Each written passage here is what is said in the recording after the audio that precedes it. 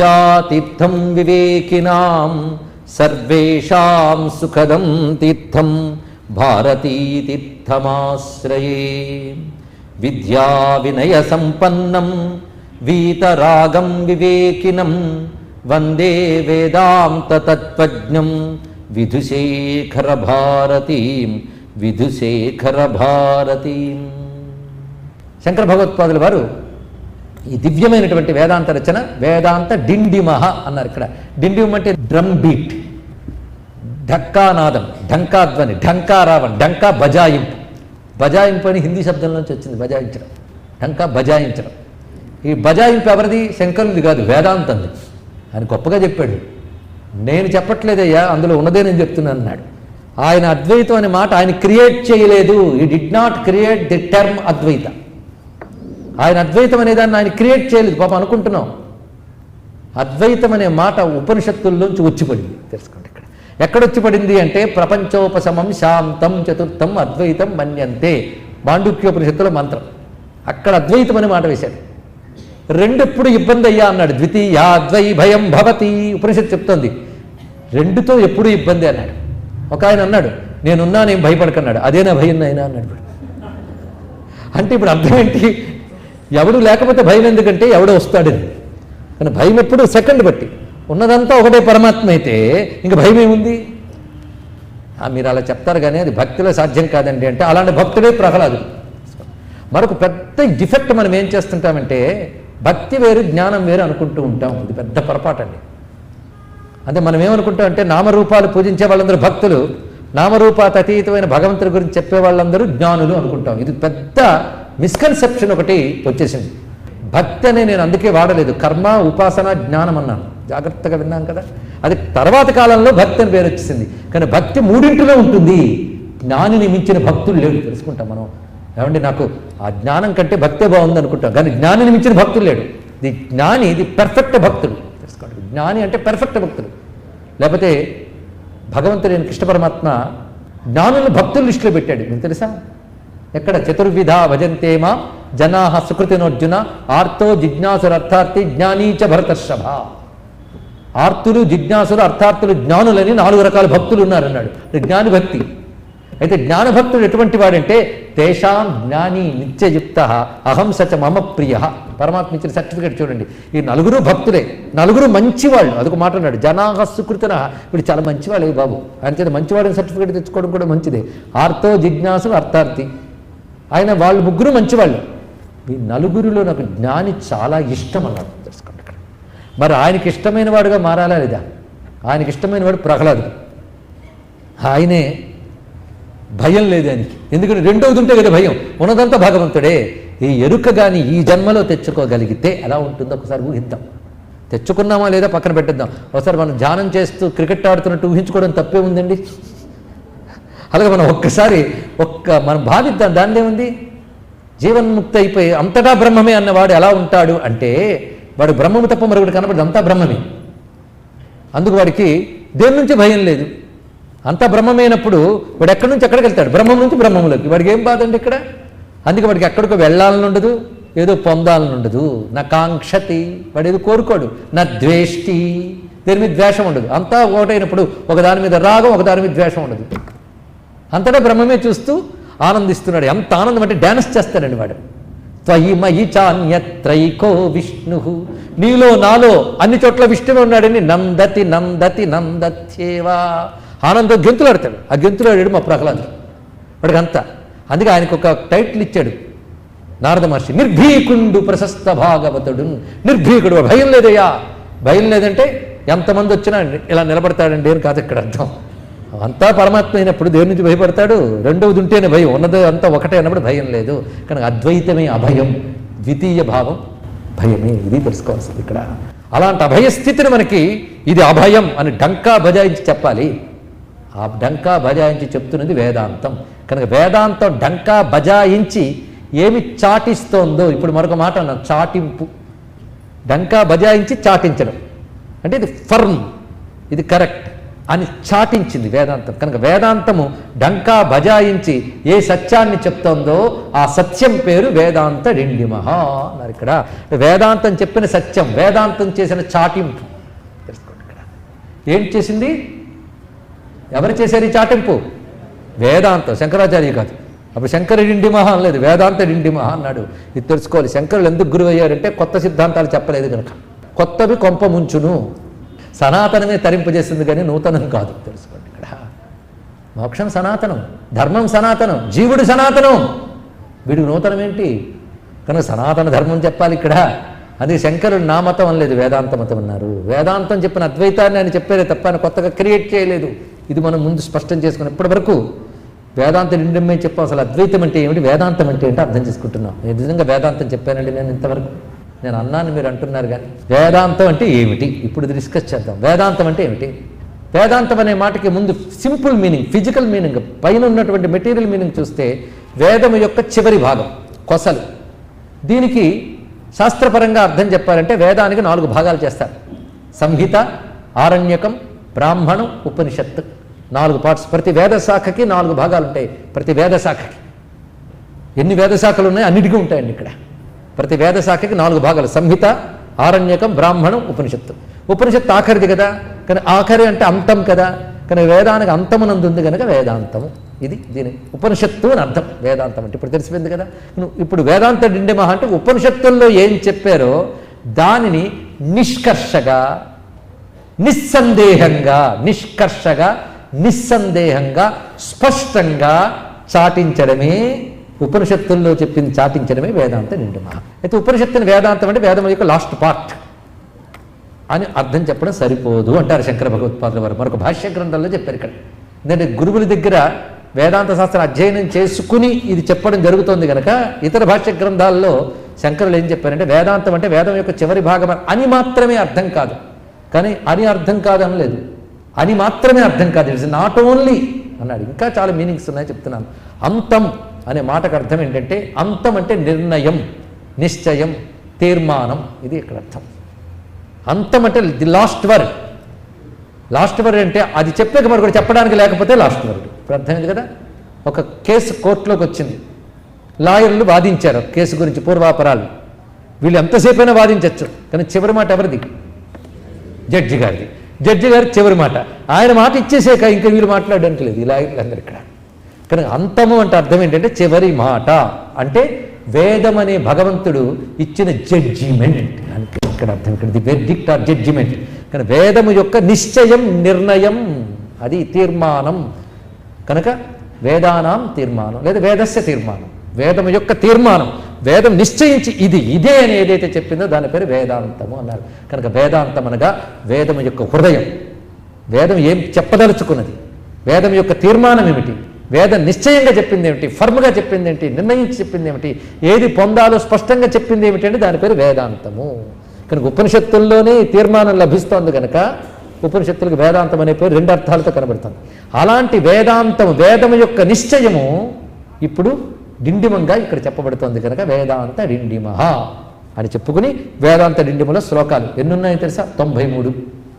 ఏ శ్లోకానికి ఆ శ్లోకం సందర్భం, కానీ ఏ శ్లోకం చెప్పుకునే సరిపోతుంది. అప్పుడు ఉంది మధ్య నుంచి ప్రారంభించవచ్చు దీన్ని. ఎక్కడికక్కడే ఇండివిజువల్ ఎంటైటీ, అది తెలుసుకోండి. దానికి అక్కడికక్కడికే సంపూర్ణం, అది సెపరేట్. అది చిత్రం ఏంటంటే కలిపి చూస్తే లింక్ ఉంటుంది మళ్ళీ చిత్రం. ఆ రచన అది శంకరులకు తప్ప ఇంకెవరికి సాధ్యం కాదండి. మహానుభావుడు ఆయన పుట్టిన దేశంలో పుట్టడం మనం చేసుకున్న గొప్ప భాగ్యం. ఆయన ఇచ్చిన ఫిలాసఫీ అది నీకు అర్థం. నువ్వు అది సత్యమని ఒప్పుకోకపోయినా ఎంత అందమైన సత్యాన్ని చెప్పాడు. అది అర్థం చేసుకునే ప్రయత్నం చేయాలి. ఎంత అద్భుతంగా చెప్తున్నాడో చూడండి ఇక్కడ. శంకరుల భాష్య గ్రంథాలు కానీ ప్రకరణ గ్రంథాలు చదివితే ఎక్కడ అయోమయం ఉండదండి. ఉన్నది ఉన్నట్టు స్పష్టంగా చెప్తాడు. అది ఒప్పుకోలేని వాళ్ళు దానికి తర్జన భర్జన చేసి గీసి రాసి ఏవేవో అర్థాలు చెప్తూ ఉంటారు ఇక్కడ. కానీ ఆయన అంత స్పష్టంగా ఉంటుందో అది అందం. అందుకే ప్రపంచమంతా ఈనాడు భారతదేశానికి నమస్కరిస్తోందంటే శంకరాద్వైతం వల్లనే, అనగా వేదాంత మతం వల్లనే. స్వామి వివేకానంద చెప్పిన మాట, the future religion of the world is Vedanta అని చెప్పాడు. ఎందుకంటే ఆయన ఏమనుకున్నాడంటే రాను రాను ఇంత డెవలప్ అవుతుంది కదా మానవుడు, టెక్నాలజీ, ఎడ్యుకేషన్, ఇంటలెక్చువల్ లెవెల్స్ అన్ని డెవలప్ అయిపోతాయి. అప్పుడు ప్రపంచంలో అందరూ అంగీకరించేది ఒక సత్యం ఉంటుంది, ఆ సత్యం పేరు వేదాంతం చెప్పాడు. ఇది అంత గొప్ప మాట ఇక్కడ. అలాంటి వేదాంత డిండిమాన్ని చెప్పబోతూ ప్రథమ శ్లోకంలో ఏం చెప్తున్నారంటే, వేదాంత డిండిమాస్తత్వం ఏకముద్ఘోషయంతి యత్ ఆస్తాం పురస్తాత్ తత్తేజో దక్షిణామూర్తి సంగీతం. ఇది ప్రథమ శ్లోకం. ప్రతి శ్లోకం చివర ఇతి వేదాంత డిండిమహ అని వస్తుందండి. మొత్తం 93 శ్లోకాల్లో మొదటి శ్లోకం వదిలేస్తే మిగిలినవన్నీ ఇతి వేదాంత డిండిమహ, ఇతి వేదాంత డిండిమహ అంటే ఒక మాట చెప్తాడు, ఇది వేదాంతం చాటింపు, ఇది వేదాంతం చాటింపు అని చూపిస్తుంటాడు. ఇక దేనికదే ఒక్కొక్కడు ఒక బజాయింపు, ఒక్కొక్క శ్లోకం ఒక్కొక్క బజాయింపు. కానీ మొదటి శ్లోకంలో ఇతి వేదాంత డిండిమహ లేదు. ఎందుకంటే ప్రథమ పదంలోనే ఇది చెప్పేశాడు, వేదాంత డిండిమాస్తత్వం వేదాంత డిండిమాహ. డిండిమహ అంటే ఏకవచనం, డిండిమాహ అంటే బహువచనం. అంటే వేదాంతం అనే డంకా బజాయింపులు ఎన్నున్నాయి? ప్లూరల్. ఏం అందమండి కవిత్వం. ఒక్క శ్లోకం చెప్పుకుంటేనే ఆ రసం ఆస్వాదిస్తూ ఉంటే అయిపోతుంటుంది. బజాయింపులు అంటాడు. ఇప్పుడు చెప్పబోయేవన్నీ ఒక్కొక్కటి ఒక్కొక్క బజాయింపు. 92 బజాయింపులు కలిపేస్తే ఒక్కటే 92 బజాయింపులు. లేదా వేదాంతం చెప్పిన ప్రతి బజాయింపు, కఠోపనిషత్తులో మంత్రాలన్నీ కొన్ని బజాయింపులు, తైత్తిరీయ ఉపనిషత్తులో బజాయింపులు, కేనోపనిషత్తు, ఈశోపనిషత్తు, ప్రశ్నోపనిషత్తు అన్ని బజాయింపులే. ఇన్ని డిండిములు, ఇన్ని డిండిములు ఎన్ని అంటే ఇన్ని ధ్వనులు. అబ్బా గందరగోళంగా ఉంది కదా. ఎందుకంటే గందరగోళం పెడతాం. ఇన్ని వేదాంత డిండిములు ఏ ఏకతత్వాన్ని చాటింపు వేస్తున్నాయో ఎంత గొప్పగా చెప్పాడు. డిండిములు ఎక్కువే కానీ చాటింపు ఒక్కటే అన్నాడు. ఎంత అందమైన మాట అండి. ఇక్కడ ఇంత డిండిములు కొడితే కానీ మనకు ఎక్కదని తెలిసి మోయించి మరి చెప్తున్నాడు ఇక్కడ. లేకపోతే నేను పడుకున్నానండి నాకు వినబడలేదు అంటావు, అందుకే డిండిము మోగిస్తున్నాడు ఇక్కడ. చెప్పండి, ఊళ్ళో అందరిని నిద్రలేపి మరి డిండిములు మోగించాడు, కానీ చాటింపు ఒకటే. కానీ ఇన్ని డిండిములు ఏ ఏకతత్వాన్ని చాటిస్తున్నాయో ఆ ఏకతత్వము స్వరూపమైన స్వామి నా ముందున్నాడు. ఎవరైనా ఇన్ని డిండిములు కలిసి ఏ ఏకతత్వాన్ని చెప్తున్నాయో అది ఆస్తాం పురస్తాత్ తత్తేజః. అంటే ఇన్ని డండిమలు దేన్ని చెప్తున్నాయి? పరమాత్మని. అంతే కదా. బ్రహ్మం తెలియజేయడమే వేదాంతం యొక్క ఉద్దేశం. బ్రహ్మశాస్త్రం అని పేరు, బ్రహ్మ విద్య అని పేరు. కానీ ఇన్ని డిండిములు మోతలు ఎక్కువైనా చెప్తున్నది బ్రహ్మము గురించి. ఆ బ్రహ్మము ఇన్ని డిండిముల ద్వారా చెప్పబడుతున్న ఏకతత్వం. ఆ బ్రహ్మము నా ముందు తేజోమయమైన రూపంతో, తేజస్ అంటే జ్ఞానం, జ్ఞానమయమైన రూపంతో నా ముందుంది. ఆ మూర్తి పేరు దక్షిణామూర్తి, ఆయనకు నమస్కారము. ఇది ప్రథమ శ్లోకం అంటే ఇక్కడ. అంటే వేదాంత విద్య తెలియాలంటే గురువు అనుగ్రహం కావాలి. గురువులకే గురువైన దక్షిణామూర్తి ముందు నమస్కారం చేసుకుంటే ఆయన అనుగ్రహం ఉంటే తెలివి వస్తుంది. అందుకే ముందు ఏ చదివినా శ్రీ గురుభ్యో నమః అనుకోవాల్సిందే. కనుక ఆది గురువుని ఒక్కసారి నమస్కారం చేసుకుంటున్నాం మనం కూడా ఈ శ్లోకం ద్వారా. ఇన్ని వేదాంత డిండిమలు ఏ ఏకతత్వాన్ని అనగా ఏ ఏకపరతత్వాన్ని, బ్రహ్మం ఒక్కటే పరబ్రహ్మం ఒక్కటే, ఏ పరబ్రహ్మతత్వాన్ని ప్రతిపాదన చేస్తున్నాయో ఆ పరబ్రహ్మ దక్షిణామూర్తి రూపముగా నా ముందు వెలుగుగాక, నా ముందుండుగాక, నా దృష్టికి కనిపించుగాక. ఎందుకంటే ఆయన అనుగ్రహం ఉంటేనే నాకు ఈ జ్ఞానం లభిస్తుంది. నమస్కారం చేసుకుంటూ శివాయ గురవే నమః, దక్షిణామూర్తయే నమః అని చెప్తూ ఇక్కడి నుంచి మొదలు పెడుతున్నారు వేదాంత డిండిమం. ఆత్మానాత్మ పదార్థౌద్వౌ భోక్తృభోగ్యత్వ లక్షణౌ బ్రహ్మైవాత్మా నదేహాది ఇది వేదాంత డిండిమః. అసలు ఈ పాఠం ఎలా తెలుసుకోవాలంటే టెక్స్ట్ బుక్కుల్లో పట్టుకోవాలి. ఒక్కొక్కటి ఎలా అనలైజ్ చేసుకుంటూ వెళ్ళాలి. అప్పుడు క్లాస్ అవుతుంది మొత్తం. ఒక్క వేదాంత డిండిమం పెర్ఫెక్ట్గా అర్థం చేసుకుంటే ఉపనిషత్తు అంతా అర్థం, సందేహం లేదు. అలాంటి సారాన్ని మనం ఇప్పుడు గ్రహించబోతూ ఆత్మ అనాత్మ పదార్థవు ద్వౌ. ఆత్మ అనాత్మ అని 2 పదార్థాలు ఉన్నాయ్యా. ముందే ఆత్మానాత్మ వివేకం కలిగిస్తున్నాడు. చూడు ప్రారంభం అక్కడి నుంచి. అంటే వేదాంత విద్య ఎలా ప్రారంభంలో అలాగే అధికారం ఎక్కడ ఆత్మానాత్మ వివేకం అన్నామే దాంతో ప్రారంభిస్తున్నాడు. చూడండి ఎంత గొప్పగా. ఆత్మ అనాత్మ అని 2 పదార్థాలు ఉన్నాయి. ఇందులో ఆత్మ బ్రహ్మము, అనాత్మలు దేహాదులు. కానీ ఇప్పుడు బ్రహ్మమేది? నేను తిప్పి అడుగుతున్నాను. బ్రహ్మము ఆత్మ, అనాత్మ దేహాదులు. అంటే ఆత్మ దేహాదులు కాదు అది తెలుసుకోండి. ఇక్కడ దేహాదులు ఆత్మ కాదు. అసలు ఆత్మ అంటే ఏమిటి? ఇప్పుడు పెద్ద ప్రశ్న. మన వాళ్ళు అంటారు పోయిన ఆత్మలు తిరుగుతున్నాయండి అని. మనకు ఆత్మ అంటే భూత ప్రేతాలే. ఒక నాకు ఆత్మగౌరవం ఉందండి అంటాడు. అదేమిటో ఈ ఆత్మనికి అర్థం వేరు, ఇక్కడున్న ఆత్మకి అర్థం వేరు. తెలుసుకోండి. ఇక్కడ ఆత్మ అనే దానికి ఒక్కటే అర్థం తెలుసుకోండి. ఆత్మ అనే పదానికి టర్మ్కి డెఫినేషన్ ఏంటంటే నేను అనడానికి ఏది ఆధారమో అది ఆత్మ. ఇదొక్కటి. దేన్ని బేస్ చేసుకుని నువ్వు నేను అంటున్నావో అది ఆత్మ. ఇప్పుడు ఈ డెఫినేషన్ గుర్తుపెట్టుకుని ఆలోచించండి. ఇక్కడ దేహాన్ని బేస్ చేసుకుని అంటున్నానండి, దేహాత్మ. లేదండి ఈ దేహం నాకు తెలుసు ఎప్పుడు పోతుంది, దీనికి కాదు, బుద్ధి నేనండి అన్నాడు. అది బుద్ధ్యాత్మ. బుద్ధి దేహం ఉన్న ప్రాణం ఒకటి ఉండాలిగా, కనుక ప్రాణం నేనండి అన్నాడు, ప్రాణాత్మ. ఇన్నున్నాయా? ఏదో ఆత్మ ఒక్కటే అన్నారు, ఇప్పుడు 3 అయిపోయాయి. అప్పుడే పిచ్చిన ఆయన, నువ్వు దీపం వేసినప్పుడు ఆ దీప కాంతి స్టేజ్ మీద పడింది, గోడ మీద పడింది, కుర్చీ మీద పడింది. కనుక స్టేజు, గోడ, కుర్చీ అని 3 ఉన్నాయి కనుక 3 మీద లైట్ అంటున్నాను. కానీ 3 మీద లైటు ఉన్నది అంటే 3 లైట్లు. మీరు కొంచెం జాగ్రత్తగా, చిన్న ఉదాహరణ, 3 లైట్లు ఉన్నాయా? ఉన్నది ఒకటే లైటు, కానీ 3 ఎందుకు చెప్పావు? నువ్వు వెలుగును చూసి మాట్లాడలేదు, కుర్చీని, గోడని, స్టేజ్ని చూసి మాట్లాడు. నువ్వు ఉపాధిని చూసి మాట్లాడేవి కానీ 3 లైట్లు అన్నావు. లైట్ ఒక్కటే. కనుక గోడ, కుర్చీ, స్టేజ్ ఎలాగో శరీరము, బుద్ధి, ప్రాణం అలాగే. అర్థమైందా? లైట్ ఆత్మ. ఇప్పుడు చూసి తెలిసింది కదా. ఇప్పుడు ఆలోచన సింపుల్ అయిపోయింది. వేదాంతం మొదటిలో ఒక్కొక్కటి అర్థమైంది, అన్నీ అయిపోయి. ఇక్కడ కానీ ఆత్మ లైట్ అనుకుందాం. శరీరము, తర్వాత బుద్ధి, ప్రాణం, కుర్చీ, గోడ ఇత్యాదులు అనుకుందాం. అయిపోయిందా? ఇప్పుడు ఎలాగైతే 3 చోట్లు బట్టి 3 వెలుగులు అనకూడదో, అదేవిధంగా 3 చెప్తున్నా 3 ఆత్మలు లేవయ్యా, ఒకటే ఆత్మ తెలుసుకో. ఇది గ్రహించి ఇక్కడ. ఇప్పుడు నువ్వేం చేసావు? కన్ఫ్యూజను చూడు, జాగ్రత్తగా వింటే, గోడని వెలుగుని కలిపేశావు, కుర్చీని వెలుగుని కలిపేశావు, స్టేజ్ని వెలుగుని కలిపేశావు. వేరు చేయి. ఎలా వేరు చేస్తాం? వేరు చేయాలంటే కుర్చీని వెలుగుని కలిపేశాను కానీ కుర్చీ మీద గుడ్డ కప్పక్కర్లే, నీకు ఎరుకుంటే చాలు. ఇక్కడ ఏమని, నాయన గోడ మీద, కుర్చీ మీద ఇక్కడ 3 కనబడుతున్నా వెలుగు ఒక్కటే నాయన అని ఎలాగైతే తెలుసుకోవాలో, ఈ శరీరంలోనూ, బుద్ధిలోనూ, ప్రాణంలోనూ చైతన్యం అనబడే ఆత్మ ఒకటి ఉన్నదే, అది ఇందులోంచి వస్తున్నంత మాత్రం ఇది కాదు, దీనికి మూలమేది తెలుసుకో. కనుక నేననేది శరీరంలో కలుపుకుంటే నేను నల్లవాడిని, తెల్లవాడిని అంటావు. నేననేది బుద్ధితో కలిపితే మాట్లాడితే నేను జ్ఞానిని, నేను అజ్ఞానిని, మూర్ఖుణ్ణి అంటావు. ఇక్కడ నేననేది ప్రాణంతో కలిపేవనుకొని కదులుతున్నా, మెదులుతున్నా అంటావు. ఇక్కడ తీరా చూస్తే 3 అది ఉంది, 3 పని చేస్తుంది, కానీ 3 ఉన్నంత మాత్రాన్ని 3కి అంటకుండా ఉన్నది అని తెలుసుకున్నా. నేననే వెలుగు ఈ 3 ఉన్నది అని తెలుసుకొని, ఈ 3 ఆత్మ ఏదో, అనాత్మ ఏదో తెలుసుకో. వెలుగేదో, కుర్చీ ఏదో వేరు చేసుకో అన్నట్లుగా ఆత్మ ఏదో, అనాత్మ ఏదో తెలుసుకో. కనుక సృష్టిలో 2 ద్వైతం అంటే ఇదే. కనుక వరుసగా కొన్ని శ్లోకాలు 2 అంటూ కొన్ని శ్లోకాలు చెప్తాడు. తర్వాత మనకి కొన్ని శ్లోకాలు మరొకటి, అంటే ఎంతగా ఆర్డర్లీ కన్స్ట్రక్టెడ్ శ్లోకాస్ అని ఇక్కడ చక్కగా అంత అందంగా చెప్తున్నాడు. ఆత్మ, అనాత్మ 2 ఉన్నాయి. సింపుల్ గుర్తుపెట్టుకుంటే వాక్యం చాలు. ఆత్మానాత్మ పదార్థౌ ద్వౌ భోక్తృభోగ్యత్వ లక్షణం. ఒకటి ఇప్పుడు ఎలా పోల్చుకోవాలంటే భోక్త, భోగ్యం అనే 2 లక్షణాలు ఉన్నాయి. భోక్త ఆత్మ, భోగ్యం అనాత్మ. ఇప్పుడు ఆలోచించండి. అనాత్మ అంటే ఏంటో తేల్చేసుకోవచ్చు మీరే, ఆత్మ అంటే ఏంటో తెలుసుకోవచ్చు. భోక్త ఆత్మ, భోగ్యము అనాత్మ.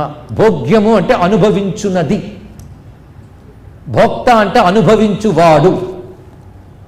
ఇది తెలుసుకోండి. ఇప్పుడు అర్థం కానీ భోక్త అంటే అనుభవించువాడు, భోగ్యం అంటే అనుభవించబడేది. ఇది గ్రహించగలగాలి. నువ్వు ఏవేవైతే అనుభవిస్తున్నావో అవన్నీ అనాత్మలే. అనుభవిస్తున్నానని అనుకుంటున్నావే అది మాత్రమే ఆత్మ అన్నాడు. ఇక్కడ ఇది అర్థమైనా చాలండి. ఇక్కడ సింపుల్. ఇక్కడ నువ్వేం అనుభవిస్తున్నావు? ప్రపంచం. అంతేగత కానీ ప్రపంచం అనాత్మ. మీరు చూసుకోండి, నేను వస్తువుని చూస్తున్నానండి, ఎంత బాగుందో. ఈ వస్తువు నచ్చలేదండి, ఉపన్యాసం నచ్చలేదండి, నచ్చిందండి, 2 ఉంటాయి ఇక్కడ. ఇది శబ్ద ప్రపంచం, దృశ్య ప్రపంచం. కానీ అనుభవం ఉంది కదా. నువ్వు అనుభవించేవన్నీ అనాత్మలే, అనుభవిస్తున్నాననేది ఆత్మ. ఇప్పుడు తెలిసిపోయింది కదా, ఆత్మ అంటే ఎవడో తెలిసిపోయాడు. ఇప్పుడు మనం ఒకటి వస్తాం, నేను అన్నం తిన్నాను కనుక అన్నము భోగ్యము, అది అనాత్మ. తిన్నాను నేను కనుక నా శరీరం ఆత్మ అనుకుంటావు. నాయన నువ్వు శరీరాన్ని కూడా అనుభవిస్తున్నావు. చూడు గట్టిగా అన్నట్టు, శరీరాన్ని కూడా అనుభవిస్తున్నావు. అవును లేదండి, దీనికి గుచ్చిత బాధ, నిమిరిత ఆనందం. మరి ఇది అనుభవం కాదా చెప్పండి. ఇక్కడ అసలు నిజంగా నువ్వు అనుభవిస్తున్న పదార్థాన్ని కాదా, శరీరాన్ని తెచ్చుకుని అనుభవిస్తున్నావు. అవునా? ఇలా మీరు ఆలోచిస్తే భోగ్యములు బయట ప్రపంచ వస్తువులే కాకుండా శరీరము భోగ్యమే, మనస్సు భోగ్యమే, ప్రాణము భోగ్యమే. అవునా కదా చెప్పండి. ఇక్కడ ఇవన్నీ భోగ్యములే. ఈ భోగ్యములైనవన్నీ అనాత్మని తెలిసేశాడు కదా. ఇప్పుడు ఆత్మేది. ఇవన్నీ అనుభవిస్తున్నాను అని ఎవడైతే అనుకుంటున్నాడో వాడు. ఇప్పుడు రండి, వాడిని జీవుడు అంటున్నా వ్యవహారంలో. ఇప్పుడైతే తెలుసుకుందాం. బ్రహ్మము దాకా తర్వాత వెళదాం. ముందు జీవుడు అంటే ఇప్పుడు అర్థమైంది కదా. ఈ శరీరంతో ఉంటూ, ఈ శరీరంతో అన్ని అనుభవిస్తూ, వేటిని అనుభవిస్తున్నాడో అవన్నీ కూడా శరీరములే. అనుభవిస్తున్నాను అనుకునేవాడు జీవుడు. అందుకే శంకరాచార్యులు బ్రహ్మసూత్రాలకు భాష్యం రాస్తూ శారీర భాష్యం రాశాడు. శరీరం, శారీరి అని 2 ఉన్నాయి. శరీరం అంటే బాడీస్, శారీరి అంటే ఇది పట్టుకుని నేను అనుభవిస్తాను అనుకునేవాడు శారీరి. ఈ శారీరని జీవుడు అంటే తేల్చిపారేసాడు వేదాంతం. చూపిస్తున్నాడు. మనం వీడితో కలిపేశాం కదా, కలిపేసేటప్పుడు వాడి నుంచి సెపరేట్ చేసి చూపిస్తున్నాడు. ఇది వీడి లక్షణం ఇలా ఉంటుంది, వీటి లక్షణం ఇలా ఉంటుంది, ఇది ఆలోచించు. కానీ నువ్వు అనాత్మలు పట్టుకుని వేలాడకుండా నీవు నీ అసలు స్వరూపం ఏంటో తెలుసుకునే ప్రయత్నం చేయు. ఇదండి స్వస్వరూప జ్ఞానం. కనుక భోగ్యం అనాత్మ, భోక్త ఆత్మ, ఈ మాట ఇలాగే అంత సింపుల్ డెఫినేషన్. దీన్ని పట్టుకుని మనం వివేచన చేయాలి. అందుకే వేదాంత శ్రవణంతో ఆగదు, మననంలోకి వెళ్ళాలి, లేకపోతే నిలబడదు. ఇన్ని విన్నాం కానీ ఎందుకు ఇలా ఉన్నామంటే రెండో పని చేయలేదు, ఇంకేం కారణం కాదు. ఒక కచేరీ విన్నాం, అయిపోయింది. 2 రోజులు గుర్తొచ్చిండేది, ఆ నగమోము కనలేని బాగా పాడేయండి అని. 3వ రోజు ఏం పాడాడు మనకు తెలియదు. అది పర్వాలేదు, అది ఆనందం కోసం వచ్చిన విద్య. కానీ శ్రవణం తర్వాత మననం చేయండి, ఇది చాలా ప్రధానం. మననం చేయండి. అనాత్మానగా భోగ్యము, ఆత్మానగా భోక్త. ఇందులో ఏం చెప్తున్నాడు చివరి వాక్యంలో, అత్యద్భుతమైన ఈ వాక్యంలో, బ్రహ్మైవాత్మ నా దేహాదిహి. ఆత్మ అంటే భోక్త అన్నాం కదా, ఆ ఆత్మ ఎవడో కదే బ్రహ్మము, పరబ్రహ్మమే ఆత్మ. ఇక్కడ చెప్పేశాడు. ఇక్కడ జీవుడు అన్నావు ఎవడో, అనుభవిస్తున్నాను అనుకునేవాడు జీవుడు. కానీ నిజానికి జీవుడు వీడితో కలిసిపోయి అనుభవిస్తున్నాను అంటున్నాడే కానీ వీడే బ్రహ్మమయ్యా, మిగిలినవేవి బ్రహ్మములు కావు తేల్చి పరిశాడు ఇక్కడ. అంటే నీ దేహముగా, నీ ప్రాణంగా, నీ బుద్ధి కానీ ప్రపంచం కానీ ఇవేమి బ్రహ్మములు కావు, నేననబడేదే బ్రహ్మము. ఇది వేదాంత డిండిమహ, ఇది వేదాంతం డంకా బజాయి చెప్పింది అని చెప్పాడు. నిజానికి ఒక్క శ్లోకంతో అయిపోయిందండి, అర్థమైపోతే. తర్వాత అన్నీ తెలియాలిగా. కనుక వేదాంత డిండిమం, అసలు వేదాంతం అంటే ఏమిటి, శంకరాచార్య అంటే ఏమిటి, అద్వైతం అంటే ఏమిటి, డిండిమం అంటే ఏమిటి, ఇవన్నీ మనం స్పష్టంగా చెప్పుకున్నాం. అది చెప్పుకునేటప్పుడు మరి ఇవన్నీ ఏమిటి అనే ప్రశ్న కలుగుతుంది కనుక అవంటే